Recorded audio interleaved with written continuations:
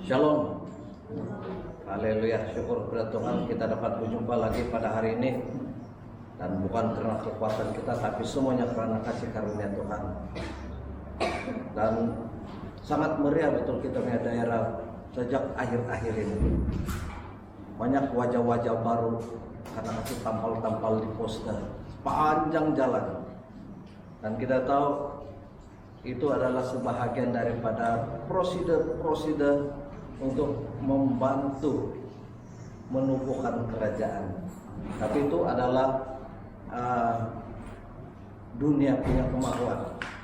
Dan apa yang kita lihat sekarang, macam-macam. Panjang dari Minawa sampai di sini saya lihat ada pelbagai wajah-wajah yang menarik dengan pelbagai misi dan visi yang mereka katakan. Ada yang sampai 14 visi, ada yang sampai 10 visi.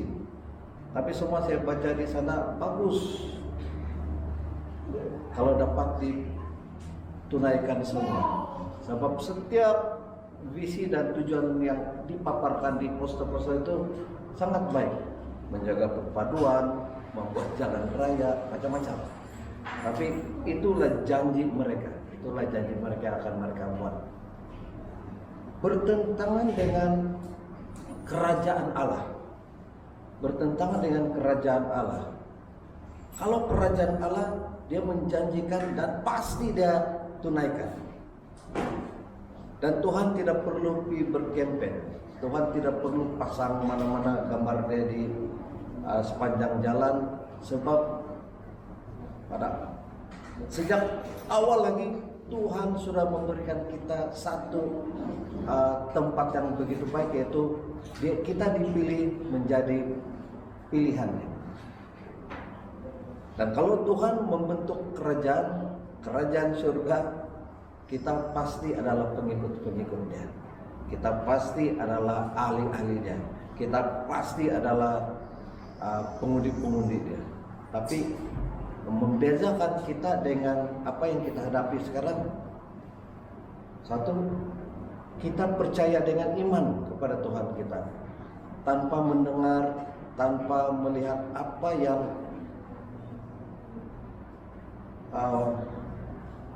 aktiviti yang sahih di depan mata kita. Sebab kita diberikan satu iman percaya, tidak melihat tapi percaya. Syukur karena kita mempunyai Allah yang begitu besar. Dan hari ini saya mau bawa saudara-saudari, mari kita lihat dalam Yesaya 34 ayat 4. Yesaya 34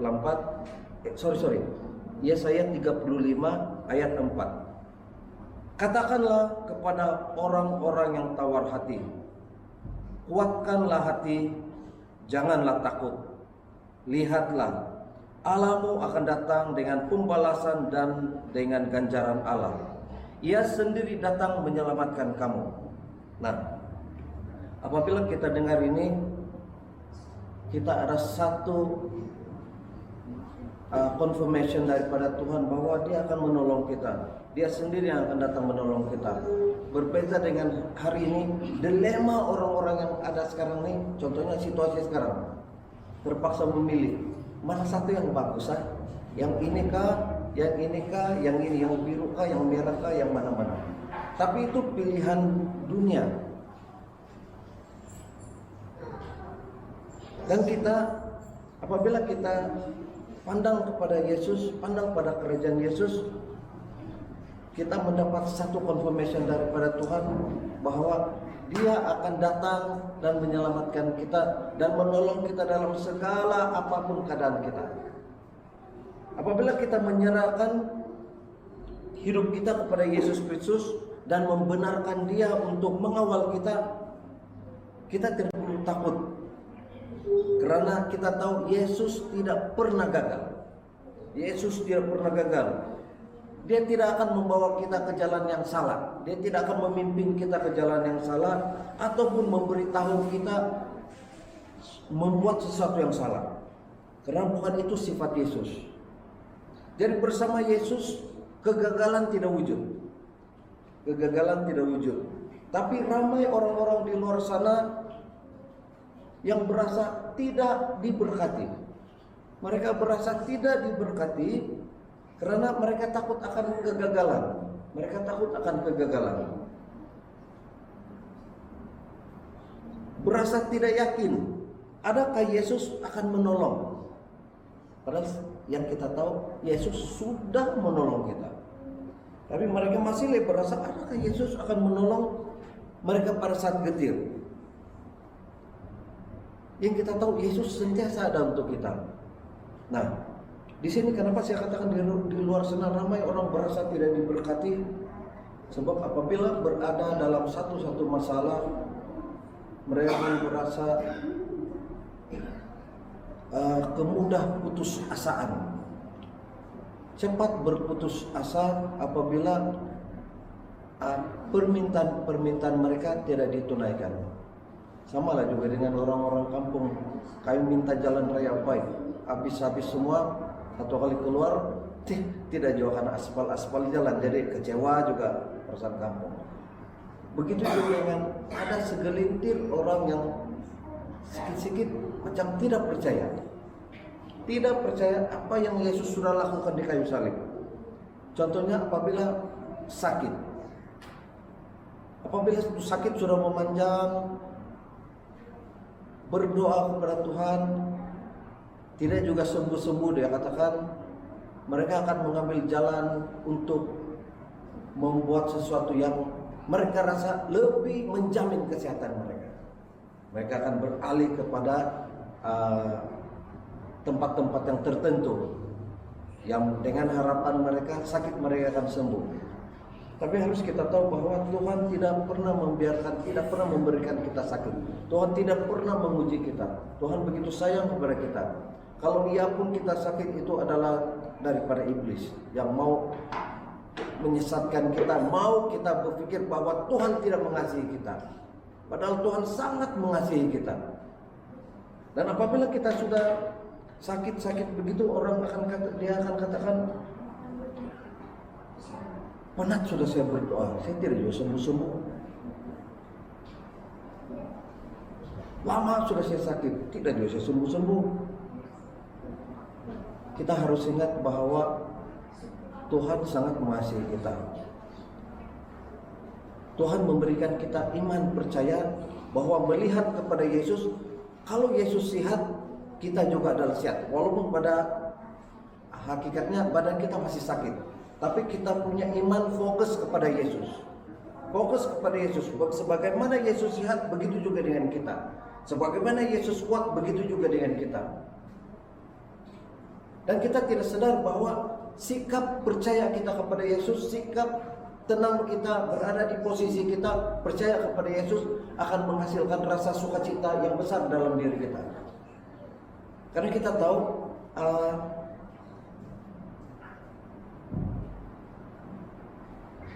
dalam Amsal ada mengatakan hati yang gembira adalah obat yang manjur. Apabila kita berada dalam kasih Yesus, apapun sakit kita, kita masih tetap percaya bahwa kita sudah sembuh. Dan kita masih boleh bersukacita karena kita dikasihi Yesus. Dan itu sakit, penyakit itu memang pada dasar manusia, siapa bilang tidak pernah rasa khawatir. Kita manusia, kita pasti merasa khawatir. Bukan saja yang dewasa, malahan yang pelajar-pelajar pun pernah merasa khawatir. Kalau dewasa ini dengan keadaan isu-isu semasa, pekerjaan, kita ada kerisauan-kerisauan, kita pasti merasa khawatir. Pelajar-pelajar juga ada merasa khawatir juga. Lulus ke siapa peperiksaan? Saya boleh lulus kayaknya peperiksaan tahun ini. Satu saja yang kita tahu, Yesus sudah menolong kita. Percaya Yesus sudah memberikan kita yang terbaik. Dan Tuhan tidak pernah membiarkan anak-anak yang percaya di dalam nama Yesus akan terus jatuh. Dari awal mula memang Yesus sudah menolong kita. Jadi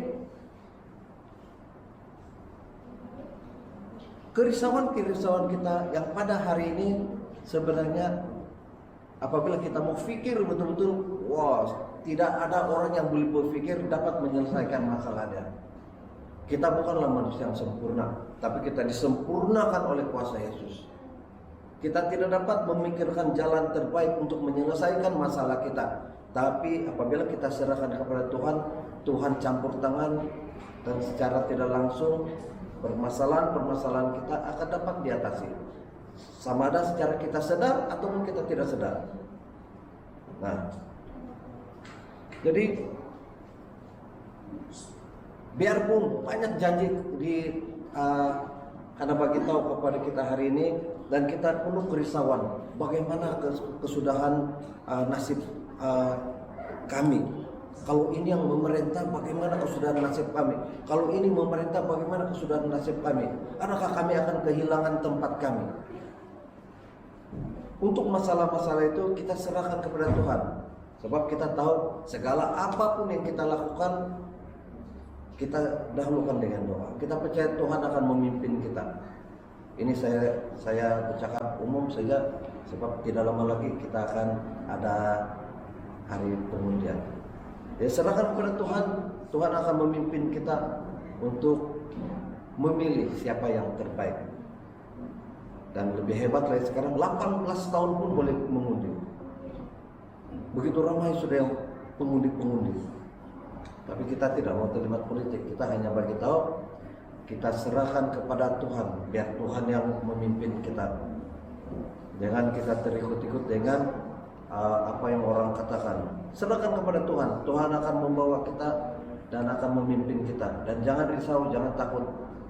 Sebab pilihan Tuhan adalah pilihan yang terbaik. Dan kalau kita rasa risau tentang keselamatan kita risau tentang apa akan terjadi kepada kita, saya katakan begini jangan risau. Mari kita lihat dalam Mazmur 27 ayat 1. Mazmur 27 ayat 1 dari Daud. Tuhan adalah terangku dan keselamatanku. Kepada siapakah aku harus takut? Tuhan adalah benteng hidupku. Terhadap siapakah aku harus getar?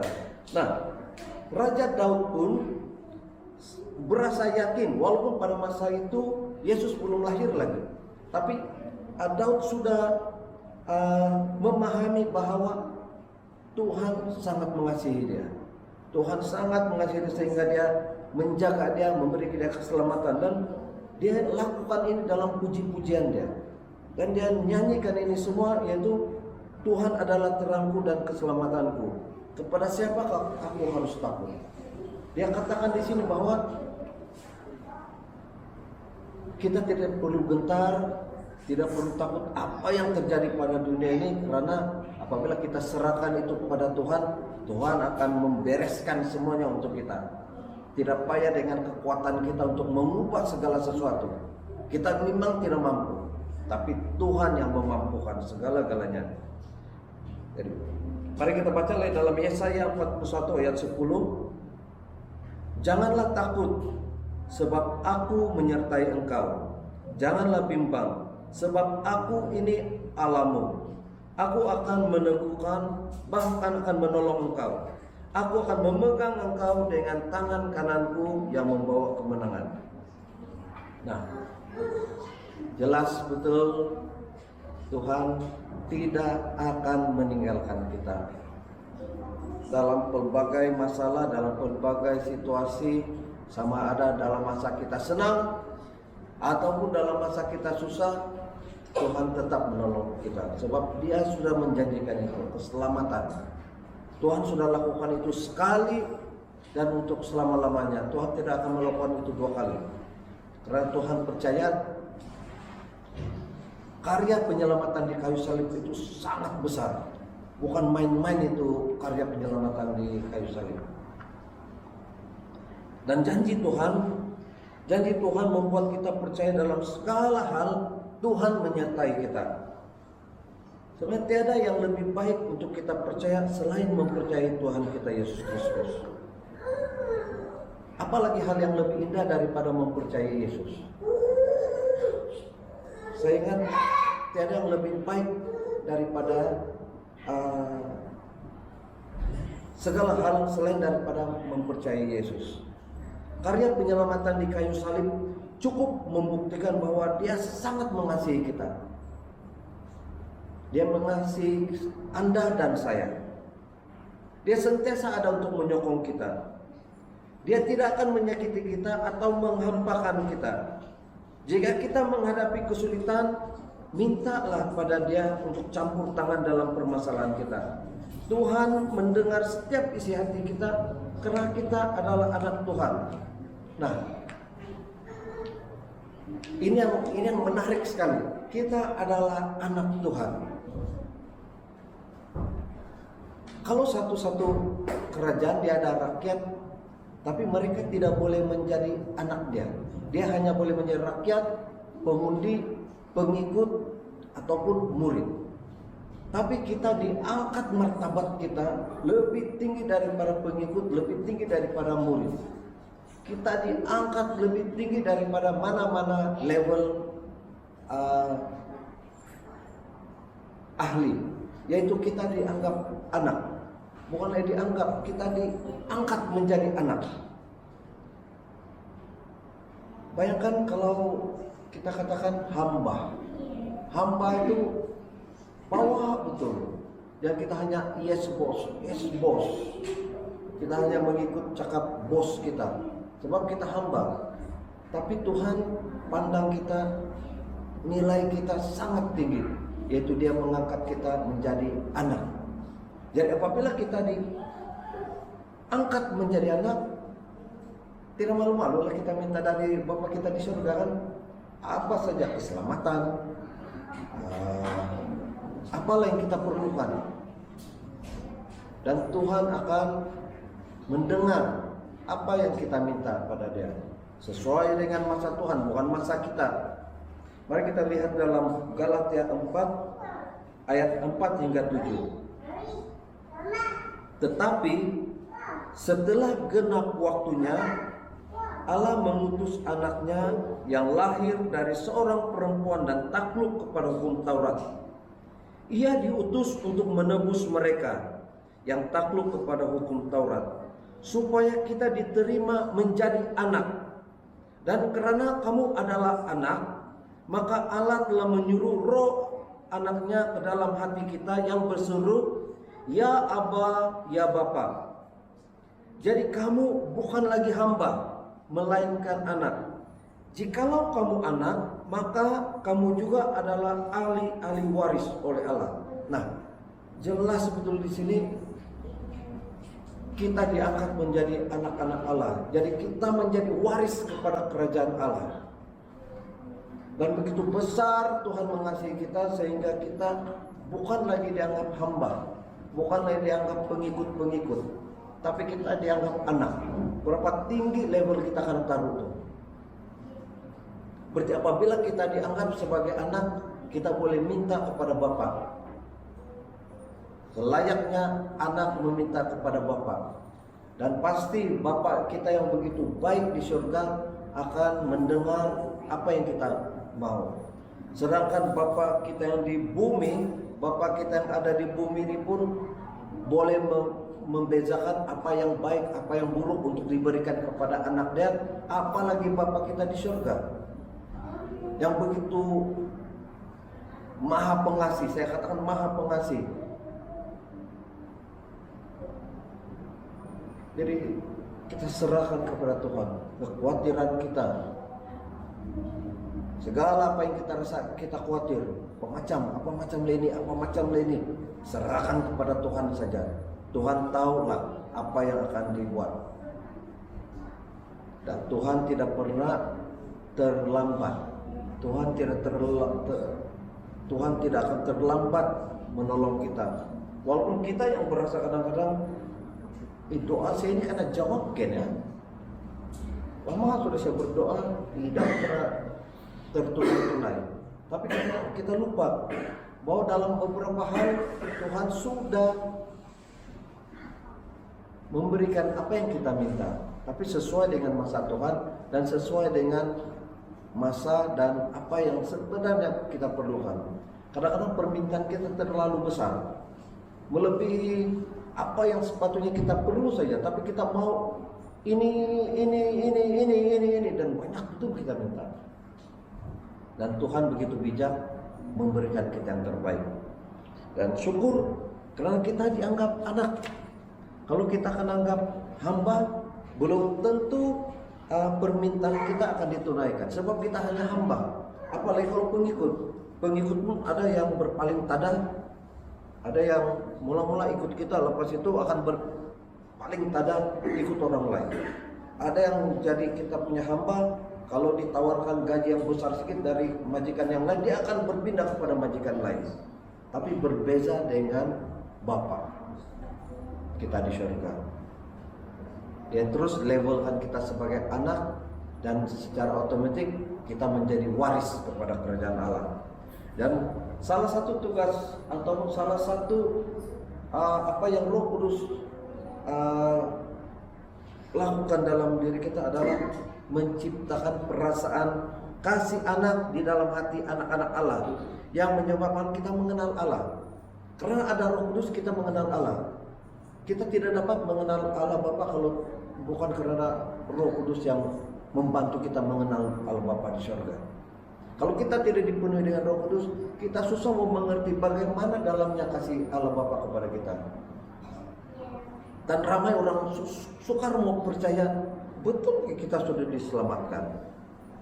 Saya orang baik, saya selalu bisa sembahyang, saya selalu buat baik, saya selalu buat amal, selalu menderma sana sini.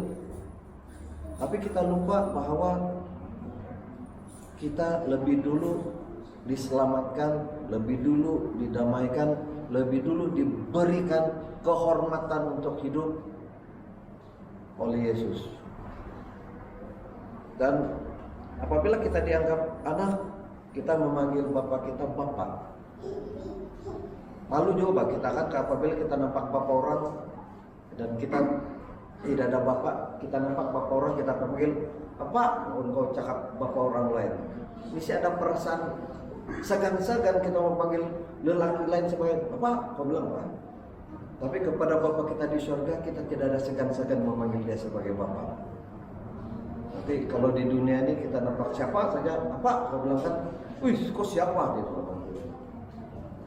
Kan, kau mau panggil dia siapa lah, kulit putih kah, kulit hitam kah, kau bilang Pak, kau bilang kan, kau tengok kan, lain warna kulit dia, macam orang putih. Bilang kalau kau ada Bapa orang putih. Tapi berbeza dengan Bapa kita di surga. Kita panggil Bapa, kita panggil Abah. Itu yang kita kenal suruh. Abah dalam perkataan Aram yang selalu digunakan oleh Yesus, dan dia bersama-sama dengan istilah Yunani untuk Bapak, Pater, kan? Jadi dia apabila kita dapat mengungkapkan Bapa, ia sebenarnya mengungkap ke dalam keintiman kita dengan Bapa, perasaan yang mendalam, kesungguhan, kehangatan, dan keyakinan kita bahwa Roh membolehkan kita berseru kepada Allah. Dan tanda yang paling pasti daripada pekerjaan Roh dalam diri kita adalah seruan spontan kita sebagai Allah, sebagai Bapa. Bapa kami yang ada di surga. Kita hanya katakan itu.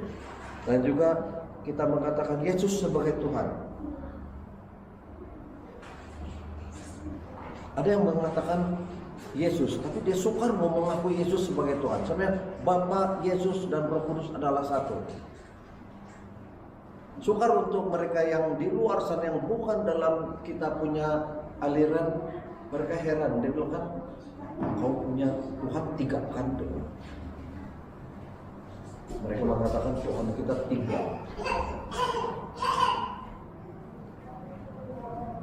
Tapi itu yang sukar mereka percaya lagi apabila kita katakan kita diselamatkan oleh karya penyelamatan di kayu salib. Itu perkara yang sangat mereka tidak boleh terima. Sebab kalau Tuhan dibilangkan mesti berkuasa, dia bilang. Dia boleh kasih begitu saja dan semua selesai. Itu yang mereka tidak boleh terima. Kenapa perlu mati? Kita tahu orang di luar sana Dia orang cakap saja, sebab mereka tidak mengikuti bagaimana dosa-dosa orang-orang pada perjanjian lama dihapuskan. Mesti ada darah. Mereka melakukan korban. Kalau perjanjian lama, korban untuk menutup kesalahan mereka selama setahun. Dan kesalahan-kesalahan itu pun mereka melakukan korban berdasarkan berapa besar kesalahan mereka. Dan begitulah besar korban yang mereka lakukan. Tapi itu hanya bertahan untuk 1 tahun saja. Berbeza dengan karya penyelamatan Yesus di kayu salib. Sekali dan untuk selama-lamanya. Dan tidak ada yang dapat menyangkal bahwa hari ini kita dapat hidup bermegah di dalam nama Yesus. Kita hidup dalam kebenaran Yesus bukan karena usaha kita. Kita mendapat ini secara percuma. Cuma-cuma, tapi bukanlah lesen untuk kita berbuat dosa. Sebab kita dapat percuma, tapi kita mesti menikmati dan kita tahu bahwa karya penyelamatan Yesus itu sangat besar, sangat agung.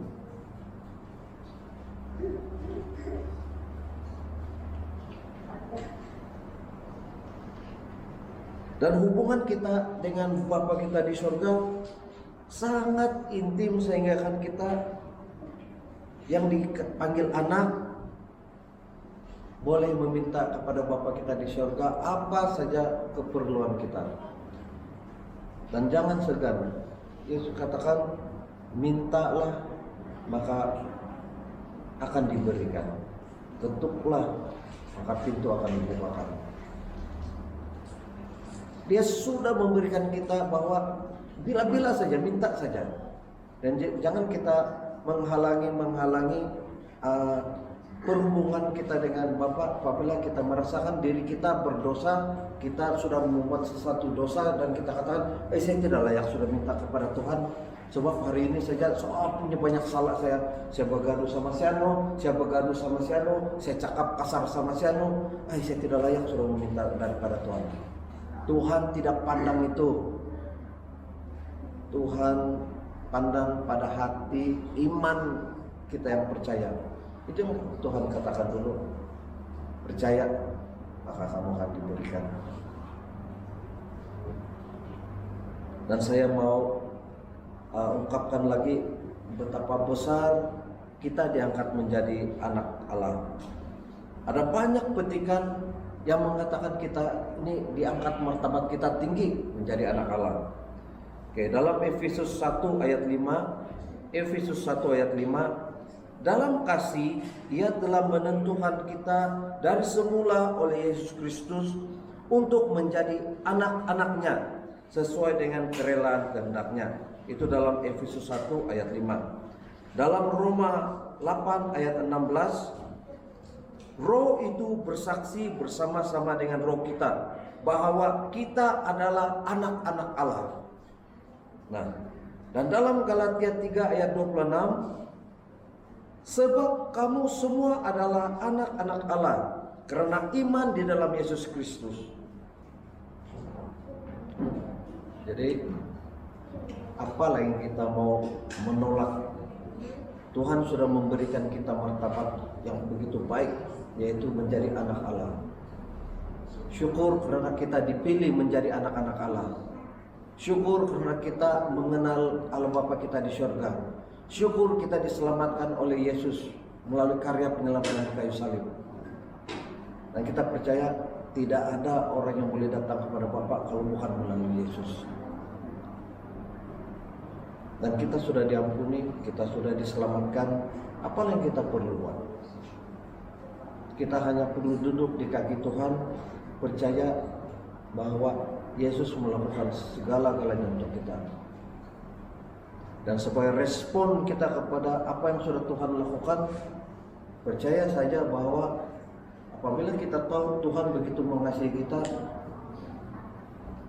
pasti kita juga belajar mengasihi sesama kita. Kita belajar bahwa apa yang sudah Tuhan lakukan untuk kita, mustahil untuk kita balas dengan sesuatu yang jahat. Jadi otomatis kita akan membuat perkara-perkara yang baik, membuat apa-apa yang baik. Saya katakan baik, yaitu sesuai di mata Tuhan. Saya tutup dengan beberapa petikan ini.